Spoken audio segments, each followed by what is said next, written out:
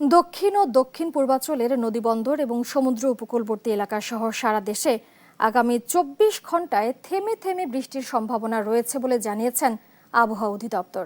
এছাড়া বঙ্গোপসাগরে নতুন করে কোনো লঘুচাপ সৃষ্টি না হলেও স্থানীয়ভাবে মেঘমালার কারণে চট্টগ্রাম ও বরিশাল বিভাগে ভারী বৃষ্টির শঙ্কা রয়েছে।